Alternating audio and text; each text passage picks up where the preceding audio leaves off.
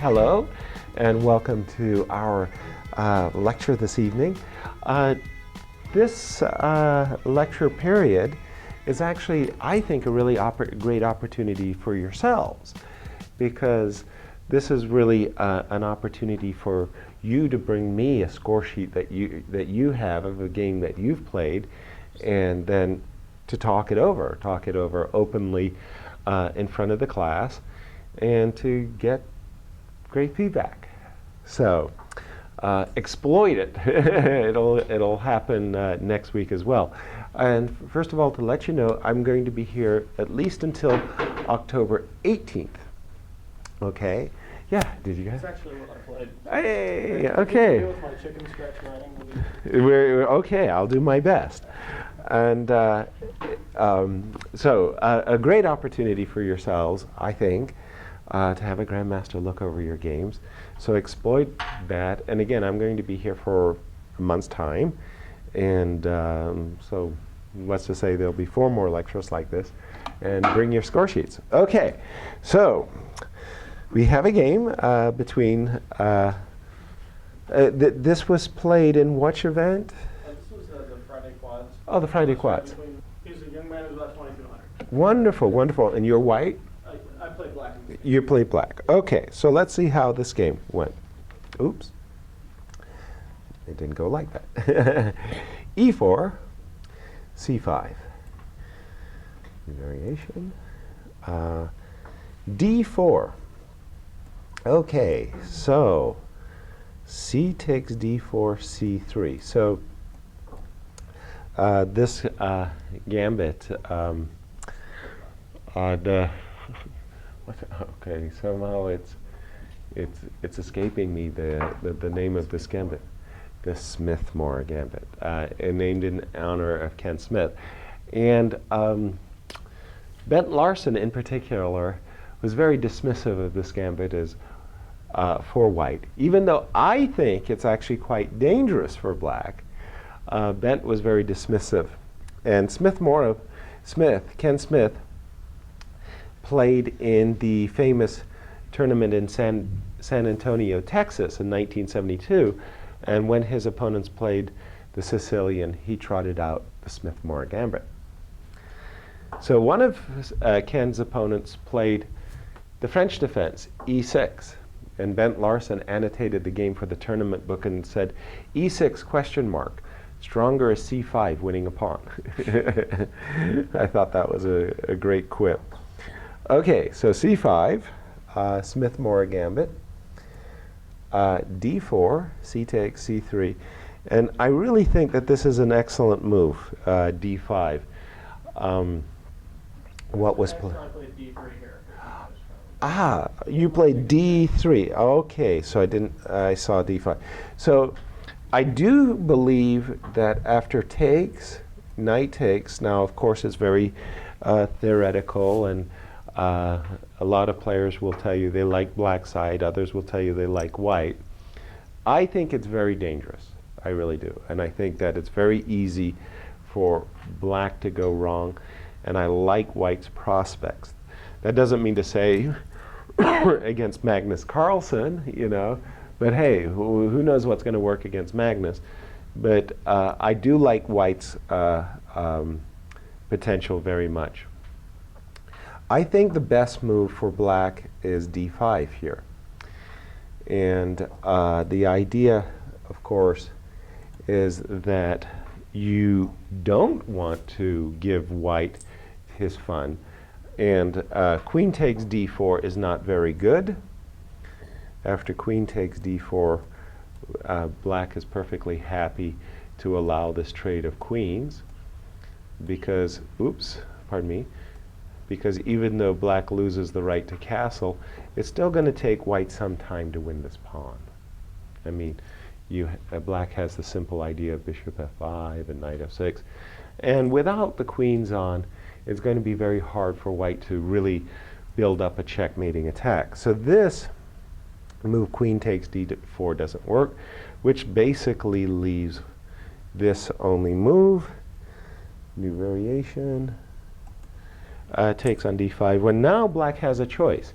He could take knight takes, knight f6 and g6, and white has an isolated pawn.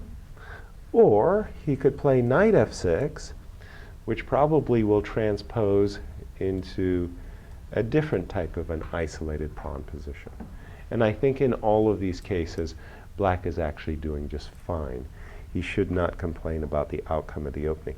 So I do think that d5 is, I'm not going to call it the refutation of the Smith-Morra gambit because it's just an isolated queen pawn position, but I think d5 takes all the fun out of the Smith-Morra for white. It's like, oh, why do you play d5? Please take my pawn. And he doesn't get to do that. d3 is another way of declining the gambit, and d3 was played in the game. I just don't think that, I think that after the move d3, white is for sure going to be better. And why not? After bishop takes d3, well, let's just count. 1, 2, 3, none. So white has an edge in development. Bishop takes d3, knight c6, knight f3. Here actually white has a number of choices. He really needs to decide what he wants to do. Does he want to set up with f4 and knight f3? It's an interesting. Does he want a Maroczy bind set up with c4 and knight c3? In that case, if you play c4 and knight c3, there are reasons that the knight might be better placed on e2 than f3. Does he want to play knight f3 and somehow play a kind of a Sicilian, open Sicilian type of position?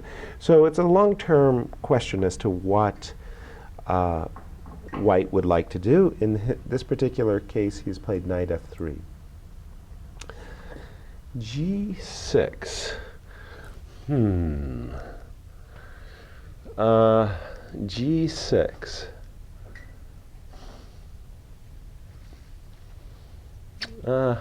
That's neither here nor there. It's okay. I'm trying to think that it doesn't make any sense. It kind of, in some ways, I like very much the accelerated dragon for black. I played it a lot, but it's sort of like white has too many tempi. It's like with the pawn on c3, doesn't make a lot of sense to put the bishop on the long diagonal now, and also with the bishop on d3. So in other words, let's say white plays bishop f4 and queen d2. Will we be so happy about fianchettoing our bishop, realizing that when he wants, white may play bishop h6? But okay, g6, h3. Okay, I'm not sure what the purpose of h3 is, but knight f6. And I suppose this is knight a3? Oh no, it's a c4. Oh, yes. Yeah. Forgive my chicken scratch. Okay, sorry. Okay, so knight f3, g6, castles. Pardon me, I apologize. Castles, new main line. Bishop g7. Yeah, very good. c4, d6. So at the moment, it seems like with the move c4, white is transposing back into a Maroczy bind where, okay, you know, he hasn't necessarily won that many tempi. And I'm thinking that it might have actually been useful for white to have kept his pawn on a3.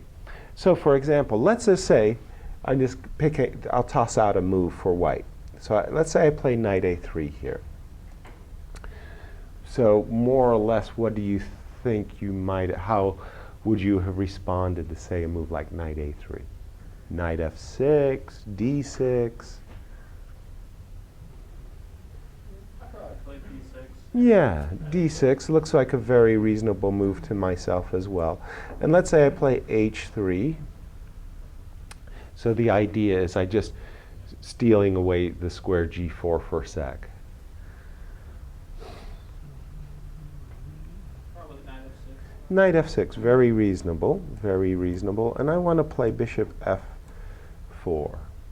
So it's not so much that I'm threatening to play e5, but what I want to do from white's setup is to play queen d2 to get my queen behind my bishop so I can play bishop h6.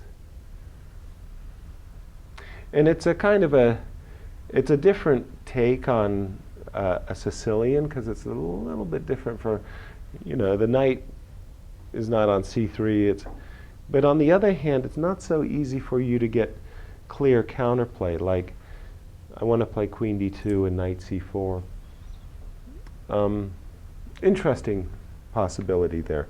That was not what white played, by the way. What white did, in fact, play was after castles, he played c4.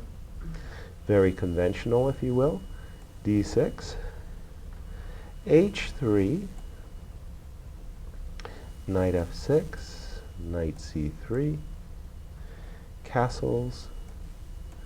Queen e2. So a slight plus for white. Nothing special. Knight d7 looks reasonable. In such positions where there's a knight on f3 and there's a pawn on h3, in such positions, in the past, players have often played queen a5. The idea is, oops, that wasn't the idea. Escape. The idea in some cases is when your queen's on d8 and your opponent is playing moves like knight d5, sometimes it's difficult to find an active square for your queen. So the idea of queen a5 is this isn't a very active square per se, but when the knight's on f3 and there's a pawn on h3, it can be very, very annoying for the first player if you play queen h5. So for example, just to complete the idea, it's sort of like when your queen's on h5, the first player, white, doesn't necessarily know, is it your intention to sacrifice on h3? Probably not. But really what it does is, first of all, it kind of like, how do you say, connects the queens. They're like tied to one another. When the knight moves, the queens get traded. And from black's point of view, his queen on d8, which oftentimes ends up being passive in a Maroczy bind, plays an annoying role. It's like you're just out there, and it's not like that white can play king h2 or g4. It just doesn't work. So that's a different approach. Knight d7 is very standard. Oops, excuse me. Queen a5, knight d7. New main line. Knight d5. Okay. That's an animal that you have to get rid of. You have played knight e5, and I'm not 100% sure I'm with you on that choice. Is there a specific reason why you rejected e7, e6, other than, hey, long term I was afraid I would have a backward pawn on d6? I mean, that was one of the considerations, but I thought I could maybe play e6 after I exchanged a couple pieces. Mm-hmm. Try that. I'm just afraid that this move, if you don't play e6 kind of early and quickly, that a move like bishop g5 is going to be really, yeah. Yeah, that stole the word right out of my mouth. Annoying. After the move e6, probably or most likely, the knight is going to simply retreat. And if the knight does, I'm not recommending this, by the way. I happen to really like my bishops, But the move bishop takes c3 is a strategic consideration. That, after bishop takes c3, b takes c3, queen a5, you do have pressure. I don't like giving up the dark squares, but playing in the style of Spassky, of knight c5 here, and if your bishop drops back to c2, b7, b6. In the first place, it's not that easy. Gosh darn it, I am trying to highlight it, and it doesn't like to be highlighted. Alt. Alt and then click? Okay, just a second. Alt, click. Yeah, in the first place, it's really not that easy going after this pawn. And what black does want to do is he does want to play bishop a6 and rook c8 quickly. He'll meet a move like bishop g5, probably with f6. Excuse me. Because also sometimes you'll play for f5. But I do think it's necessary, in fact, to play the move e6. In the game, knight e5 was played. Knight takes, bishop g5. Now, this is a very annoying initiative for white. Probably f6 more or less obliged. You got to be able to follow that move up with e6, f6, bishop h4. I think I'm reading that right. And now bishop Edgar 6. Okay, I think you're really slipping badly here. I don't say that you have a good position or a bad position. The position simply demands that you play e6. I mean, you just can't live with this knight on d5. Now, if the knight drops back, I don't know, to c3, let's say, you may think that, oh, one day, escape, alt. You may think that one day, f4 is going to come like a ton of bricks. It's not that simple. It really, really isn't. Like, for example, suppose you played the move b6 here, yeah? And suppose that you were afraid of this. In the first place, you have the two bishops. Okay, that usually is going to give you some kinds of compensation. In the second place, just imagine in such a world that you just took off this pawn. Like you just went queen takes d6, so these guys got traded off. So you would say, oh, white's a pawn up and it's easily winning. But hold on, let's just finish this for a moment. Let's imagine we play here, bishop b7. Somebody help me out. Rook d1. Which rook? Rook a d1. And now I just have to time this a little bit well. I wanted to play g5 or f5. How do I do this so I can get something going? What's my timing here? g5 takes, now I'm having a hard time. Okay, let's imagine I play g5 here. What I want to somehow state is that, let me make a move. Should I play bishop g3? Maybe rook f8 first, yeah? Bishop f8. So bishop g3, yeah? Something like this. So what I want to state is it's really not so I mean, it looks like you're bearing down on the d6 pawn, but it's really not so easy. These two bishops, you get a play. How do I do it? I could play rook c8. No, rook c8's not it. That's not my play. I guess I didn't do it right. I just know it's not that easy to mash the guy on the d6 square. Julian. Instead Yeah.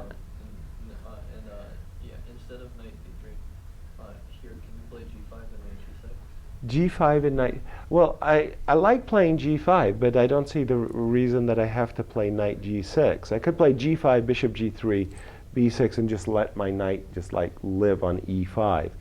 But I think the bottom line is that you have to play E6. And I don't think it's that bad at all if you have to play E6 in this. Let me just say one more look at this, because I'm sure I did something wrong here. I played bishop b7, you played rook d1, and I had an issue. Let me play another move for a second. Let me play rook f7, rook here, and rook d7. So my idea is I'm going to try to make it as difficult as possible for you to put a lot of pressure. And somehow I'm thinking that one day, way down the line, I'll be able to play bishop b7 and f5. I want to be able to open up this bishop as a compensation. But you have to play this type of line. And maybe, as Julian says, also play it with g5. Because after your move bishop e6, something's gone real wrong. Bishop e6, I would say poor choice. f4. And this is just a position that's known to be very advantageous. After bishop takes d5, I'm not sure, did he recapture with the e-pawn? Yeah, okay. Yeah, this looks just very good for white. f5. Yeah, here we can almost start to talk about strategically lost, because it's just so easy for white to pile up pressure against this pawn on e7. It would be much better if your pawn were on f7 and you would play bishop f6 and get a double pawn than it would be to have a pawn on e7. This pawn on e7 is like, it sticks out like a real sore thumb. Queen takes d3, f5, rook a e1, I'm assuming? Yeah. Yeah, okay. Rook a e1, bishop f6. White trades, bishop f6, rook f6, rook e2. Yeah, now it's just a kind of a strategic build. Check. King h2. Rook Edgar 8. I'm reading this. Yep. Rook e1. King f7. Okay. I played rook f7. Pardon? I played rook f7. Oh, pardon me. K&R looks similar. Okay, rook f7. Overwrite. So it's like one of those things, you know, you kind of talk to your pieces and you kind of go, you know, are you happy? No, I can't say I'm happy. Yeah, no, I wouldn't use the word happiness to describe these rooks. Conversely, you know, like these rooks are really, really good. Having said all of that, white still has to win the game. And it seems very purposefully clear that a lot of people, when they have this so-called half-open file, they don't really understand how to use it. In this half-open E file, the weakness for black is your G6 pawn. The weakness for black is your G6 pawn. At the moment, this doesn't look like a weakness, but if we imagine that one day the rook comes to E6, which is the natural advantage of having the half-open file, then we can say H4, H5, and white just simply targets the G6 pawn. Yes, Julie? When I play B3, King G3, Yeah. You've seen too many Timon games. You know? I mean, I'm afraid he's destroying your chess. Queen C3. Okay. Queen C3. I'm not 100% sure I follow that move. in line with my thinking that the pawn on g6 is the weakness, I wouldn't have put my queen here so much as I would want to put my pawn on g3. I would want to put my rook here. I want to swing my queen across to g3 and play h4, h5. So I'm not sure I like this move, queen c3. It's not a bad move, nothing wrong with it, but I don't know if it's so effective. a5. I like this move by white. b3, just tidying up everything. Queen c5. I'm not sure a3? Yeah, A3. Okay. So again, essentially, I think from a strategic point of view, black's gone. There's only one source of play in the position for black, and that's b5. Here, white got the wrong idea. He decided that he wanted to win the game on the queen side, so he played a3. So essentially, it's very easy for white to win this game. All he has to do is create a weakness here. You have only one source of counterplay in the position, so it's b5. So my instant move would be a4. Okay, so the idea behind a4 is I basically rob you of whatever it is that you were hoping to do on the queen side. And from my point of view, what I'm foreseeing is h4, h5, queen to g3, rook to e6, focus here, nothing's happening here. I'm just stopping you from playing b5. So one day, you know, to avoid this rook kind of coming in, you got to get desperate here. You're starting to, you know, a queen b4 isn't really that helpful. All you're doing is pushing me more or less to a square I want to go. And I just don't see an active plan for you. I didn't either. Yeah, I mean, that's about the only thing that you really have to look forward to is a possibility of queen f2. If the rook goes to e6 too soon, then after queen f2, white may be obliged to trade queens. I mean, not that you're so happy about the result, but at least in case of a trade of queens, then your queen could go to f8 and maybe one of your rooks gets liberated a little bit. But this is not pleasant. You're suffering. This was not white's play. White played a3. And so you should kind of be happy that white's trying to kill you on the queen side. Yay. Because if he had gone for your king, I don't see a lot of ways of you defending it. New main line, a3. Boom, boom, boom. What happened? a3, b6. So this is a real relief, b4. Queen c7. Okay. Rook b1. Is that right? Rook b1. I think I remember open board may have been rook b2.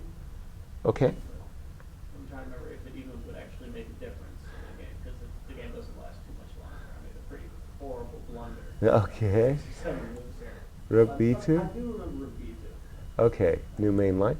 And do you remember what you did here? Because I'm reading d4. It may be ab4. Oh, a4. Yeah, A4, A and D kind of. Okay, so that's really a bad move. Okay, so that's kind of like resigns, because the problem with a4 is I'm really worried that you're going to get killed on the king side. So you need you need to stir trouble up. So the only way to stir up trouble has to be associated with AB here. So if you had played AB, here I can see really good chances for you to make counterplay. If he recaptures with a queen, well, your rook is liberated. Or if he recaptures with a queen, the rook could also be liberated, so you're willing to trade this guy for this guy and get an active rook. If he takes with the pawn, then something like rook c8 you know, dreaming of the possibility one day of v5, and anything that distracts white from just, you know, slamming a rook on e6 and going after your g6 pawn, you should be happy about. But a4, unfortunately for you, with the move a4, you're simply locking down the queen side, which is what my move a4, by the way, a time ago was all about. New main line. a4. Okay. Okay, rook b2, a4, b5. Okay, right idea. Oh, a4. What? White played b5. White played b5. Okay, that move confuses me. b5. Okay, so he clearly was afraid of your playing b5, but I'm not quite sure I understand. Pardon me? The pawn right there. This guy? Yeah. You mean dropping back with the queen and going over here? Maybe moving a rook up there. Oh, that's his idea. You think his idea was to play b5? He wants to go after your pawn on a4. Well, okay, but it's sort of like, thanks for the distraction. A4. No, here I would for sure have played a move like, for example, queen d4, and in case of rook c8, simply rook c2, and then I'm just keeping you. I'm trying to stop you from playing b5, because then I want to play c5 and get, you know, a really powerful passed pawn on the queen side. So I think just queen d4 is a simple kind of dominating move to keep all of the pluses. b5, it really wouldn't occur to me to give up the c5 square. I mean, no, it just wouldn't occur to me. Queen c5, instantly, by the way. Rook b c2. B-E2. Rook b-e2. Oops, sorry. Rook b-e2. Overwrite. Okay. Rook c8. Ooh, Yeah. that's not a happiness. Okay. That's not. Again, I'm not a big fan of your position, but I would be thinking about this guy. So I would have probably played, if I were in your shoes here, h6. So what's the idea? Is that if white goes after, oops, escape. If white goes after this pawn here, then I'm in time to defend. Yeah, like I can resist. I can hold the king side. So I would have played h6 with the idea of king h7, rook g7, and just say, come and get me. You know, I mean, I don't know I don't really have an active plan. And if white plays h4 at some moment, then I'll play h5 and try to lock down on the king side. So even though I have a really passive setup,